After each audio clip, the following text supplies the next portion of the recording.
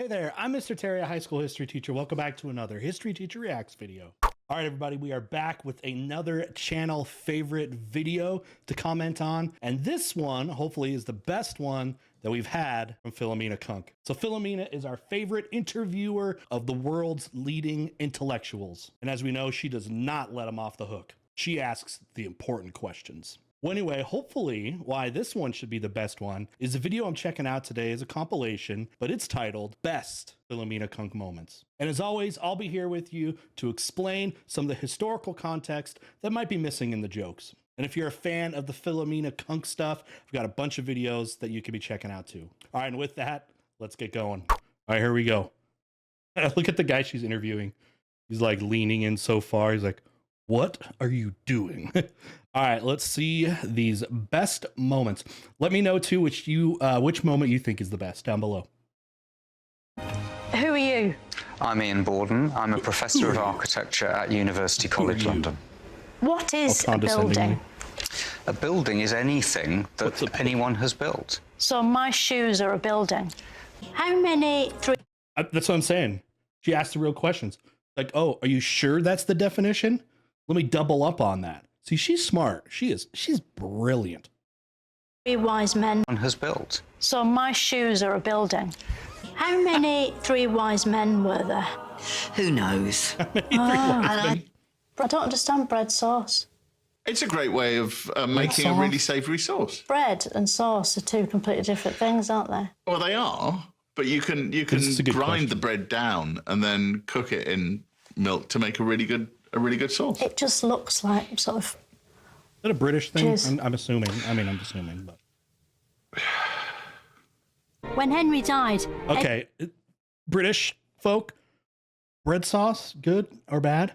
Okay, I'm gonna give you the joke that I've told on here before. Britain, you colonized a quarter of the world's population, which means you have access to all their food, their flavorings, and all this. How is your food so bland and lame when you have had access to all of this? Sorry. Edward became king, aged just 9 years old. Edward died aged 15. Always a bad thing the for a youngest nation. anyone had ever died of old age. When you teach a kid Shakespeare. Like he just aged really fast.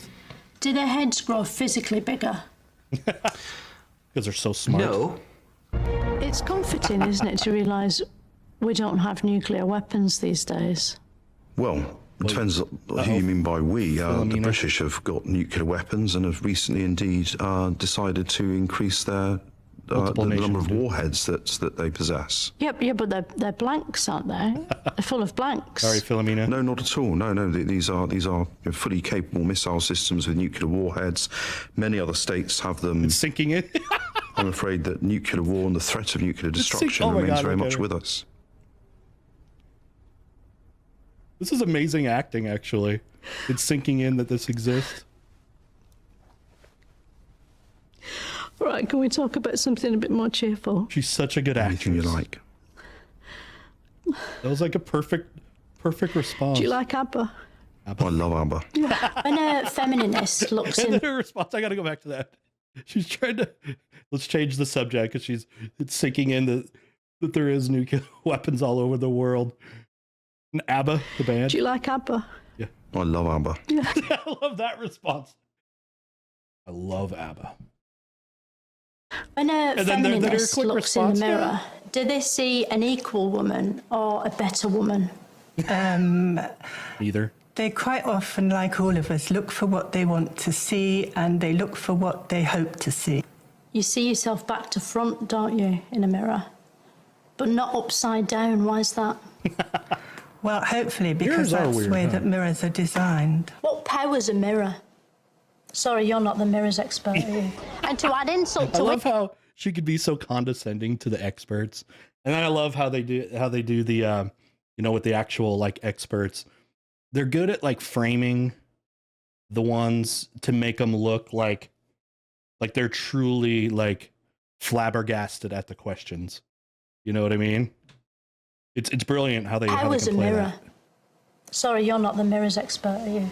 And to add insult to injury, that money will most likely have a picture of a man on it, because most banknotes don't have women on them, apart from the Queen, who's on all of them. Yep, exactly. One of the longest ranking, or longest, had been, she's passed away, but longest reigning monarchs in European history. Yeah, she's all over the place. But yeah, usually you do see men on them.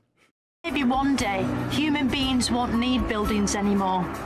Although, for that to happen, we'd probably need to evolve skins made of bricks. And that might take at least another 30 years. At least But Beth is startled at dinner by the unexpected appearance of Banquo's ghost, played here for some reason by the letter H.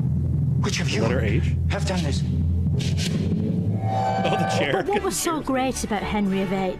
Why is he the king we all still remember, unlike, say, Richard V? Well, for one thing, he was fat, so he takes up more room in the memory. She's being super literal about it. Yeah, Henry VIII, he was a big boy. Go back to a better But what picture was so of him. great about Henry VIII? Why is he the king we all still remember? Interesting with him, he was like an athletic guy. So he was king of England during the first half of the 16th century, so the 1500s. But yeah, was a pretty like athletic guy and hunted and all that stuff. And then he had some health issues. One of the biggest ones was his leg was messed up. Whether it had ulcers or whatever. I haven't looked specifically what I know like modern like doctors have looked back at it, but it was disgusting, like his leg, and it was notorious for being stinky. Like because of it, his leg was so stinky, it was like hard to be in the presence of him sometimes. And I thought I heard something where it was like you could smell his leg like 4 rooms away. And that's just gross. But anyway, it actually, because he ate a lot too, and then because exercise and stuff was hard, that he gained a lot of weight. He was a big boy. But people talk about Henry VIII a lot because he was very influential. I mean, people know best for the going through his the different wives so he could get a male heir and whatever that. But remember, that's connected to the Protestant Reformation because he wanted an annulment of his marriage to kind of get remarried to a woman that would give him a male heir. It's broke England away from the Catholic Church, or at least there was a struggle there that brought in Protestant reforms there, where England had been pretty devoutly Catholic. He was known as the defender of the faith by the Pope because he was reigning at really the height of the beginning of the Protestant Reformation and trying to keep Protestant reforms out of the country and stay strong to the Catholic faith. But his whole issue of not being able to annul his marriage because that stuff, or because divorce, stuff like that is forbidden, was very historically influential for the Protestant Reformation in England. Plus, you're going to get down the road and people for more religious freedom in England, leaving, say, the pilgrims, as we call them in the United States, that went to the United States, and there's a long chain of events connected to him. Unlike, say, Richard V. Well, for one thing, he was fat, so he takes up more room in the memory. The Andromeda Galaxy is going to hit us. The Andromeda Galaxy, the whole galaxy is going to hit us. Yeah. I forgot his name. On about the same time scale, actually. Andromeda's going to hit us. Could we fall down a black hole? Yeah, you could fall into one. Is that the same? Because I heard that you could be, if this is one way that the world could end, is that we're all just sucked off through a hole. I mean, that must be terrible. Can you imagine what it would feel like to be sucked off through a hole? Yeah. Back in Queen Victoria. What's his name? I forgot his name. You see him on all the science physics shows and stuff like that. But yeah, they say in the Andromeda Galaxy, the Milky Way galaxy, with their movement right now, are actually projected to eventually like cross, like collide, which should, I would assume, mess up, orbital patterns and gravity and all that stuff. I forget how long, whatever millions of years or whatever that's supposed to happen. But I believe we can see actually some galaxies that are in the process of that. But I can't imagine it would be good for the Earth and humankind if we're somehow amazingly around then. All right, that looks like Queen Victoria there. In times, women weren't allowed to vote, even though we had a female king. So some women formed a gang called the Suffragettes. Suffragettes. 1 in 20 people. True. That must be an episode or something. Maybe, I don't know if it's talking about Britain. I'm guessing it's talking about Britain. Similar movements in, say, like the United States too. Suffrage means the right to vote. So you see someone, fighting for suffrage. That's what that means. That was always a term in my classes where it didn't make sense to kids who'd never heard it before. Like suffrage, shouldn't they mean like suffering or something like that? And I kind of have to wipe the slate clean and be like, I know it's what it should sound like, what it would mean, but it's actually about voting rights, suffrage. Has been a victim of crime, which means 1 in 20 people has been a victim of crime, which means that 19 out of 20 people are criminals. No wonder we need police. That's how stats work. Over the centuries, many things have been used as money, including amber, wheat, eggs, travellers' checks, feathers, Almost book anything you can vouchers, think of. lobsters, beads, gold, leather, nectar points, rice, peas, mugs and money. It was only the last of these that caught on. It's almost... Well, it's because all of those things, so for most of human history, we haven't used money because money in itself has no inherent value. You can't do anything with money. You know what I mean?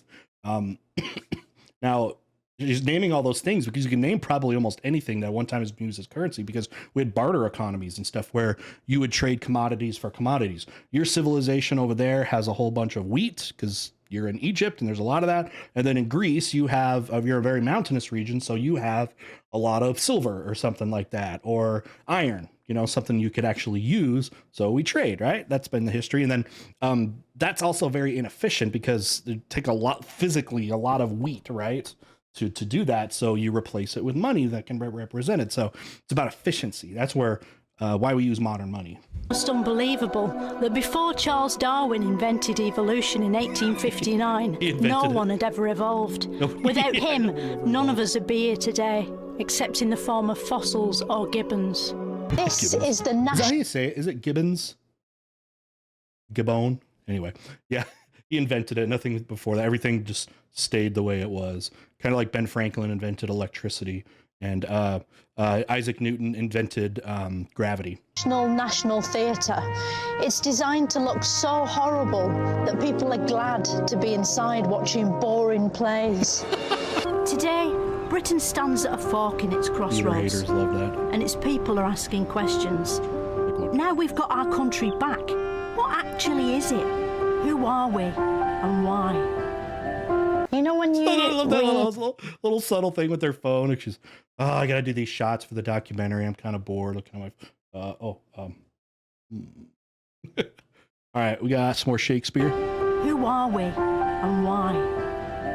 When you read a word in a book and you sort of hear that word in your head, how do they get the sounds into the ink to make it play in your head? Well, she wrote, "The world to an end will come in 1881, a claim which has recently been debunked by experts through a careful process of looking around and seeing the world still here." Yeah, debunked. Today, some people choose to turn the outside of their homes into a giant advent crown. A jolly house covered in electric lights may be expensive and use a lot of power. Wait, is that supposed to be like an outhouse? Is Santa coming out on the left? You see my mouse? What is that? But it's the perfect way to cheer up a world worried about climate change and dwindling resources. Queen Elizabeth I got a crown screwed on here in Westminster Abbey.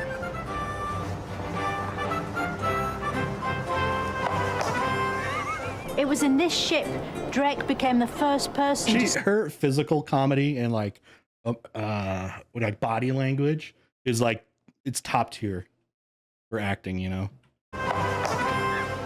It was in this ship Drake became the first person to circumcise the globe. Not which true. is probably why this sort of ship is called a clipper. People genuinely... A clipper because he was circumcised. He wasn't the first to circumnavigate the globe. Circumnavigate, which means sail around the world. That goes to Magellan's crew, not Magellan himself because he died during it. But he was the first Englishman to circumnavigate and probably spent more time on sea than probably anybody. I would, say that. But yeah, he was notorious as a privateer, or better known, or better probably understood as a pirate.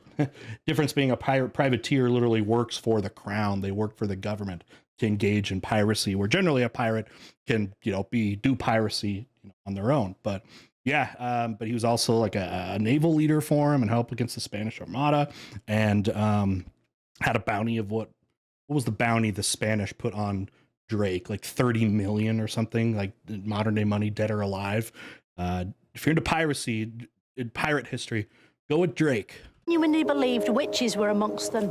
Their fear fueled by leaked photos like this. Did an explorer ever try to sail into the sky? Find a bit of sea that's sort of going up and... Question, No. Philomena. We're often told to feel sorry for those who are alone at Christmas. But these days, that's all of us, and it's brilliant. Why did Nelson always have one hand up his jumper? What was he doing Ratio? up He'd lost most of his right arm, so there? The pagans celebrated the solstice by cutting down Ratio holly Nelson. and ivy and dragging it into their homes, along with a giant Yule log which they'd set fire to. It sounds rubbish, but with no app store to speak of, killing trees and plants was as good as entertainment got, even at Christmas. Despite being the stuff of nightmares, Oh, gosh, look at Santa is the world's most popular home intruder. Pardon me. But at Christmas It's so true. He goes into billions of people's homes. 1914, there was a brief ceasefire. The fighting stopped. Soldiers got out of their holes and joined together in a place called No Man's Land, showing that even at moments of peace, men will still divide into two sides and try to beat one another. Oh my God, that is so much like more like philosophical or whatever than it sounds at the surface. That even at peacetime, it was the first Christmas, right? First Christmas of the first year of World War I, and they took a break from killing each other, and then into peacetime still divided themselves, and out in no man's land, which is space between trenches, and they had their soccer games with a Christmas truce. It's a great story. I've covered some videos on it and stuff if you want to learn about it. Literally, there was like a football match in there, but that was actually way more insightful than you'd think. All right, final thoughts. Don't go anywhere because I want some feedback from you.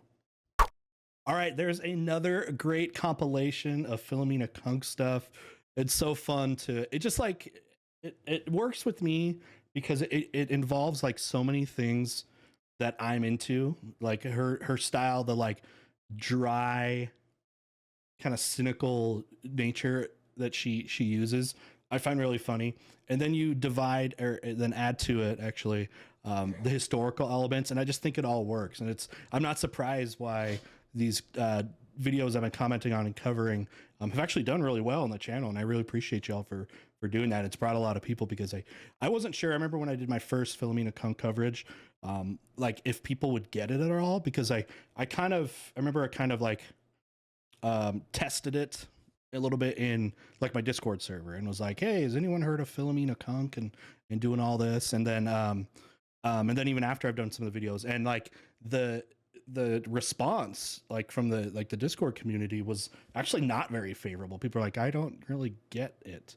Either they haven't heard of her and whatever, or they've done it and like are like, no, it's not very funny to me. Or like a lot of people found her annoying. It's like they didn't understand that this was, even though after explaining that these were set up, like these interviews and like the what her style is, and like knowing that, and it was kind of weird. But then like when I put out the video, it's just got all this, all these views and of course comments.